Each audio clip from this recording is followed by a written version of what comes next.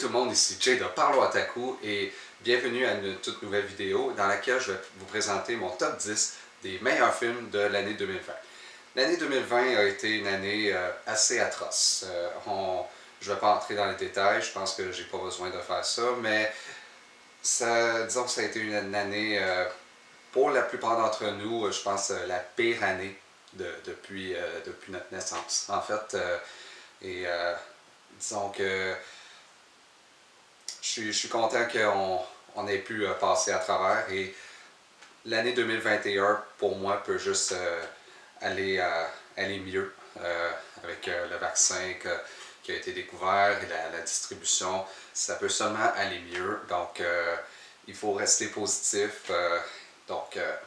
L'année 2021 peut seulement aller mieux, mais malgré comment l'année 2020 était atroce, ça ne veut pas dire qu'il ne nous a pas donné un minimum de bons divertissements. Évidemment, ça n'a pas été l'année 2019. L'année 2019 a eu de très grands films comme Parasite, The Irishman, The Lighthouse, Shadow et plein d'autres grands films. Mais l'année 2020 a tout de même eu sa part d'excellents divertissements et je suis ici pour vous donner mon top 10 personnel de mes films préférés de l'année 2020. Et tout ça, c'est vraiment subjectif. C'est pas c'est vraiment les meilleurs films de 2020. C'est seulement mon opinion personnelle, mes préférences. Tout le monde a une liste différente. Et donc, je vais vous présenter aujourd'hui mes préférés personnels. Et avant un top 10, j'ai quelques mentions honorables pour The Half of It, Mafia Inc., Number Alive, Don't Listen, His House et Tenet. Tous des films qui m'ont donné des heures de plaisir, mais qui n'ont pas fait mon top 10. Mais à mon top 10, on a mon numéro 10 qui est Weathering with You. Certaines personnes peuvent dire que je triche un peu sur celui-là parce que c'est techniquement un film de 2019, mais c'est un film qui a eu une sortie internationale en janvier 2020. Donc pour moi, ça compte comme un film de 2020. Et donc, Weathering with You, qui est le nouveau film de Makoto Shinkai, qui, après nous avoir donné l'excellent Kimi no Na wa, revient avec Weathering with You, dans lequel on suit un jeune garçon qui déménage à Tokyo, en fait, qui fugue de chez lui pour aller à Tokyo, se trouver du travail. Il finit par se trouver du travail à un magazine qui va pas super bien. Il finit par faire la connaissance d'une jeune fille dont il découvre d'étranges pouvoirs et il découvre qu'elle peut contrôler la météo. Et à travers ça, ils vont former une amitié, ils vont former une genre de business ensemble où où le monde peut payer pour la voir changer la météo ou faire en sorte qu'elle change la météo à leur avantage. Et ils vont vraiment en découvrir sur eux-mêmes à travers tout ça, en découvrir sur vraiment former une amitié solide et vraiment se faire du souci pour les deux. Et vraiment un film qui avait une animation incroyable. Si vous avez la chance de le voir sur le grand écran, faites-le. C'est vraiment une belle expérience et c'est mon 10e meilleur film de l'année. À mon numéro 9, on a le dernier film de Spike Lee, The Five Bloods. The Five Bloods est un film, Spike Lee nous revient avec encore une fois une histoire vraie après l'excellent Black Klansman, dans lequel on suit 4 amis qui, après avoir été à la guerre du Vietnam, reviennent au Vietnam plusieurs années plus tard pour aller déterrer un trésor qu'ils avaient enterré dans la jungle, ainsi que le corps d'un de leurs camarades. Et ils découvrent vraiment en allant dans la jungle pour déterrer tout ça, les ravages que la guerre du Vietnam a fait pas seulement sur le pays, mais sur du monde qu'ils connaissent. Et c'est vraiment un film qui, à travers ce groupe d'amis-là, nous fait découvrir pas seulement le ravage que la guerre du Vietnam a fait au pays, mais vraiment au monde impliqué là-dedans. Et c'est un film qui a des excellentes performances. Tous les acteurs sont excellents. Et un script qui, honnêtement, je lui prédis au moins une nomination aux Oscars pour meilleur scénario. C'est un film qui avait un excellent scénario, une excellente réalisation, excellents acteurs, excellent film, all around. À mon numéro 8, on a The Trial of Chicago 7.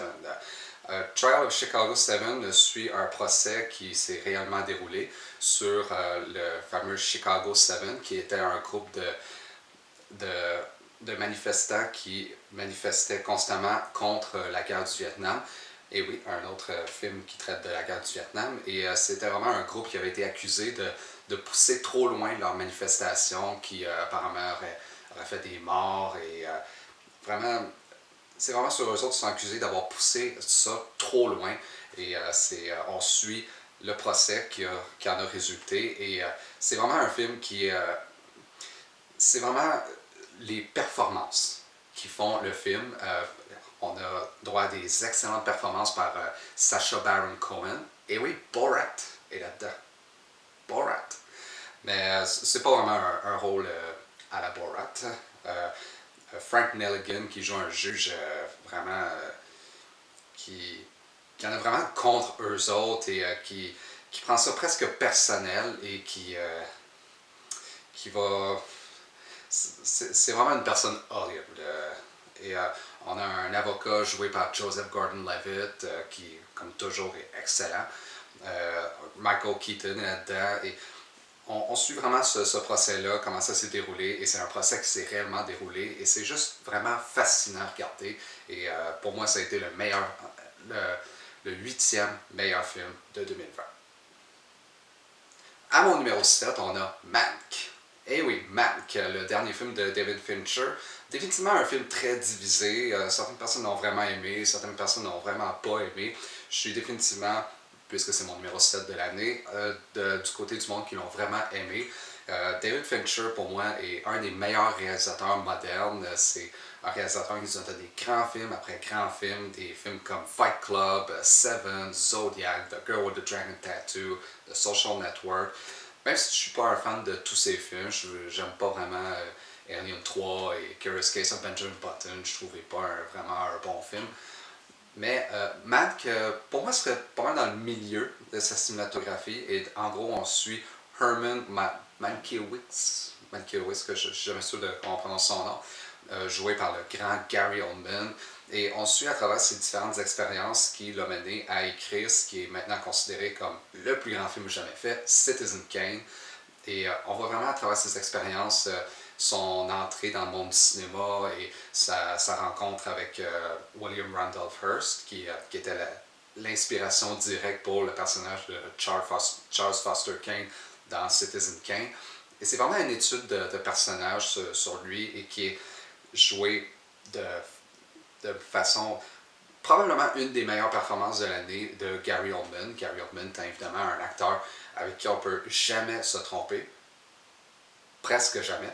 Et honnêtement, je lui prédis une nomination aux Oscars. Et on voit vraiment à travers comment c'est réalisé, même par les performances et même par le sound design et l'éclairage, que c'est fait par quelqu'un qui a un grand respect pour Citizen Kane.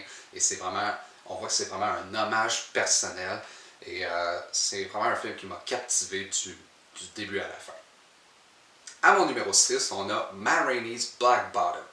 Ma Rainey's Black Bottom, qui est basé sur une pièce de théâtre dans laquelle on suit Ma Rainey, qui est une grande musicienne de blues, non de jazz, pardon, jouée par la grande Viola Davis, qui essaie d'enregistrer un album, mais que tout va vraiment selon ce que le producteur veut et pas selon ce que elle veut, mais elle prend vraiment son bord et essaie de faire en sorte que les choses soient faites à sa façon, qu'elle veut vraiment que ce soit fait comme elle veut, mais les producteurs s'acharnent, ils disent non, ça doit être fait de cette façon-là, et c'est elle qui se bat pour ses droits. Et on a droit également à une excellente performance de Chadwick Boseman, son dernier rôle avant qu'il nous quitte, vraiment un acteur de talent qui nous a quittés beaucoup trop tôt. Rest in peace, Chadwick Boseman. Et Viola Davis, je lui prédis une nomination aux Oscars. Vraiment, c'est un de ses meilleurs rôles, je pense. Elle est vraiment excellente là-dedans. Et overall, c'était un excellent film. À mon numéro 5, on a un film pas super connu de cette année. Vraiment, j'ai vu ce film-là dans aucune liste et honnêtement, ça me surprend un peu. Parce que je pense que c'est vraiment un film qui mérite d'être dans plus de listes. Et il s'agit de 37 Seconds. 37 Seconds est un film japonais qui, dans lequel on suit une jeune fille handicapée qui a un grand talent comme dessinatrice. Elle dessine des mangas pour une mangaka qui est vraiment connue, mais qui prend vraiment tout le crédit pour ce qu'elle fait et pour ce que la jeune fille handicapée fait. Et la jeune fille, elle est, elle est inconnue de tout le monde, elle prend jamais de crédit, elle fait juste travailler pour elle. Et à un moment donné, elle est juste tannée et elle décide de la quitter et de commencer à faire ses propres mangas elle-même. Et c'est vraiment sur elle qui fait ses propres mangas, qui s'en va dans différentes maisons d'édition pour essayer de se faire publier, mais la seule maison de publication qui voit vraiment son talent lui dit qu'il y a certaines scènes qui sont pas bien représentées et qu'elle doit vivre les expériences pour pouvoir bien les représenter. Je ne vais pas rentrer dans les détails sur ce que c'est, mais on la suit qui décide qu'elle doit vivre ces expériences-là et elle va rencontrer du monde et elle va en découvrir sur elle-même, elle va vivre des nouvelles expériences et vraiment c'est un film fascinant sur ce personnage-là qui va aller vraiment au-delà de ces expériences-là, qui vraiment en découvre sur l'univers d'être un artiste, d'être un auteur et qui va en découvrir sur ses origines, sur pourquoi elle est devenue handicapée, sur sa famille et vraiment sur beaucoup de choses sur elle. Et c'est un film, c'est réalisé par une artiste japonaise qui s'appelle Minaki, qui je pense est une pop star là-bas. Je pense que c'est son premier film. Et vraiment, je serais vraiment intéressé à voir ce qu'elle va faire dans le futur. Et je pense que 37 Seconds est un film qui est passé sous le radar de beaucoup de monde. Mais je pense que plus de monde devrait le regarder. Donc, mon numéro 5 de l'année, 37 Seconds, définitivement regarder. Je pense que ça vaut la peine. À mon numéro 4, on a I'm Thinking of Ending Things, le nouveau film de Charlie Kaufman. Charlie Kaufman est vraiment un scénariste et réalisateur qui déborde toujours d'originalité. Si vous êtes familier avec Charlie Kaufman, je pense que c'est le troisième film qu'il réalise après Synecdoche New York et Anomalisa. Mais vous le connaissez sûrement plus comme scénariste, puisqu'il a écrit des films comme Being John Malkovich, Adaptation, Eternal Sunshine of the Spotless Mind. Donc, même si vous n'aimez pas vraiment ces films, vous pouvez dire que je pense qu'on peut tous être d'accord pour dire que c'est vraiment un scénariste et réalisateur qui déborde d'originalité. Vraiment, ces films sont comme aucun autre. Et I'm Thinking of Ending Things n'est vraiment pas une exception. En gros, l'histoire est vraiment simple. On suit l'histoire de base, mais le film en tant que tel est vraiment pas simple. Et on suit juste un couple qui s'en va visiter les parents de la fille. Les deux acteurs, je suis désolé, je ne me rappelle plus de leur nom. On a celui qui joue Jesse dans Breaking Bad et la fille, je vais mettre son nom ici, mais elle jouait dans la saison 4 de Fargo. J'ai oublié son nom. Le père de la fille est joué par David Toulis. Et vraiment, c'est sur eux autres qui visitent les parents, mais le film va vraiment au-delà de ça. Et je ne vais pas rentrer dans les détails parce que je vais trop en révéler. Mais c'est vraiment un genre de film qu'il faut voir pour comprendre. Et définitivement un des meilleurs de l'année pour moi. Et c'est mon numéro 4. À mon numéro 3, on a The Life Ahead. The Life Ahead, dans lequel la légendaire actrice italienne Sofia Loren sort de sa retraite pour jouer dans ce film réalisé par son fils, dans lequel elle joue une femme qui se fait donner en adoption, ben pas vraiment en adoption, mais un jeune garçon qui est un jeune garçon qui cause tout le temps du trouble, il vole, il fait des choses illégaux et elle doit en prendre soin en attendant qu'il se fasse trouver une famille d'adoption. Elle se, elle se fait dire on va te donner ce jeune garçon-là pour 1 mois maximum, vraiment en attendant qu'on lui trouve une famille d'accueil. Et elle accepte contre son gré parce qu'elle se fait vraiment tordre le bras pour, euh, pour se faire convaincre. Et Sophia Loren, comme toujours, si vous ne la connaissez pas, c'était vraiment une actrice légendaire en Italie dans les années, je pense, depuis les années 50. Et elle a fait excellent film après excellent film. C'est une actrice qui est grandement vénérée en Italie.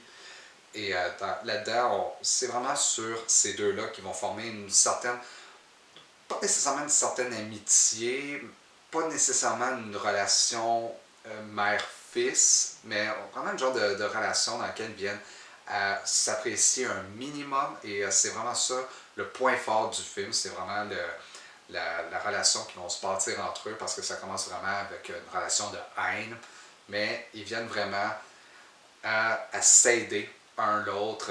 Lui, le jeune garçon, a pu arrêter de faire des choses illégaux. Il n'arrête pas complètement, mais il se rend compte que c'est mal ce qu'il fait. Et sur elle qui vient à plus l'apprécier, à se dire c'est pas si pire cette situation-là.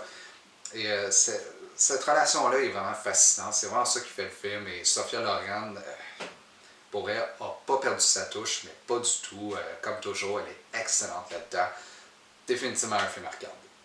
À mon numéro 2, on a Le portrait de la jeune fille en feu. Un film français que pas beaucoup de monde ont vu. Honnêtement, je suis surpris que c'est un film qui n'a pas reçu plus d'attention parce que c'est vraiment un film qui, selon moi, dans les années à suivre, pourrait devenir un classique du cinéma français, dans lequel on suit une jeune peintre qui se fait engager pour peindre une jeune fille, mais le problème, c'est que la jeune fille ne veut pas se faire peindre, donc elle doit seulement se fier à sa mémoire, elle doit passer du temps avec elle, vraiment se faire une image dans sa tête de quoi elle a l'air, mais vraiment de quoi elle a l'air exactement pour pouvoir la peindre. Et je sais que le concept a l'air pas très stimulant, et c'est vrai que le concept en tant que tel peut ne pas attirer certaines personnes et c'est définitivement pas un film que tout le monde va aimer. Certaines personnes vont trouver le film ennuyant, certains vont même le trouver prétentieux, je pense. Mais c'est vraiment un film dans lequel la jeune fille qui doit se faire peindre, elle a refusé peintre après peintre après peintre de se faire peinturer, de se faire une toile, mais elle va vraiment venir à apprécier la jeune peintre et va finir par lui donner son accord de se faire peindre et elles vont former une certaine relation et c'est vraiment tout ça qui rend le film stimulant du début à la fin, vraiment comment leur relation évolue et vraiment la façon dont c'est filmé, ça a probablement la meilleure cinématographie de l'année. Pour elle, la cinématographie est juste parfaite et pour moi, je pense que ce sera nominé à meilleur film étranger, mais à moins que ça ait été nominé l'an passé, parce que, encore une fois, comme Weathering with You, c'est techniquement un film de l'an dernier, mais c'est sorti au Canada seulement en 2020. Donc, mais si vous n'avez pas eu la chance de le voir, définitivement regardez-le. Peut-être que vous n'allez pas l'aimer, et je comprends très bien ça, mais pour moi, ça a été le deuxième meilleur film de l'année. Et mon numéro un film préféré de l'année. Qu'est-ce que ça peut bien être? Eh bien, en fait, c'est deux films. Deux films dans le même spot, mais vous allez comprendre pourquoi. C'est en fait deux films d'une anthologie, une anthologie de 5 films qui est sortie cette année. Je pense que certains d'entre vous savez de quoi je parle, et il s'agit de l'anthologie Small Axe de Steve McQueen. Et il y a deux films de cette anthologie-là qui font mon numéro un. J'ai juste pas pu décider lequel j'aimais le plus.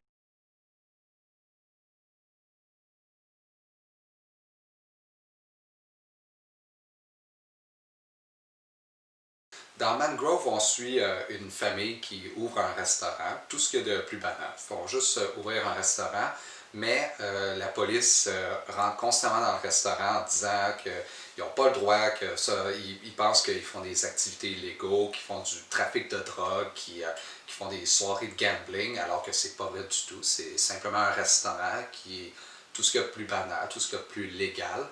Et ça se passait vraiment à l'époque de la lutte contre les droits civils avec des grands dirigeants comme Martin Luther King, Malcolm X, Medgar Evers. Et Small Axe suit vraiment différentes histoires sur du monde qui ont grandement contribué à ce mouvement-là, mais qui ne sont pas nécessairement aussi que le monde ne se rappelle pas nécessairement autant que ces grands dirigeants-là, mais qui ont vraiment fait leur place dans les droits civils.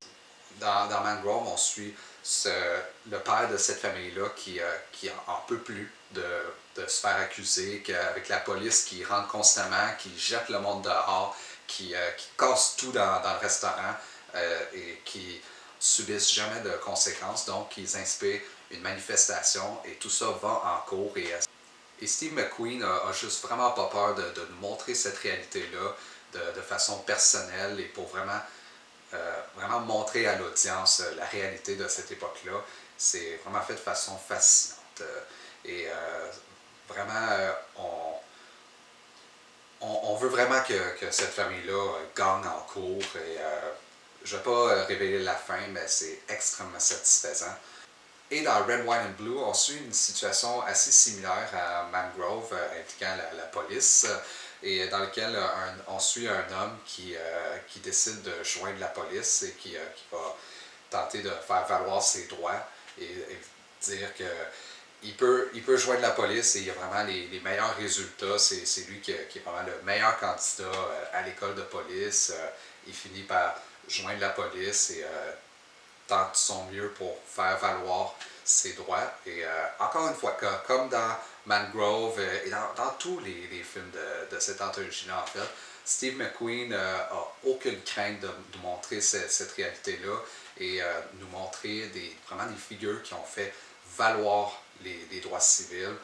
Et vraiment, pour moi, tout ça, c'est la cinématographie, les scénarios, les performances, tout était dans ces deux-là, dans Mangrove et dans Red, White and Blue, était vraiment perfection. Et tout ça ensemble, pour moi, en faisait mes films préférés de l'année. Et donc, c'était mon top 10 des meilleurs films de 2020. J'espère que vous avez apprécié. J'ai définitivement eu du plaisir à faire cette liste-là, définitivement eu du plaisir à regarder les films que j'ai mentionnés dans cette liste. Et donc, j'espère que vous avez apprécié et je vous reviens la prochaine fois avec une nouvelle vidéo. Salut!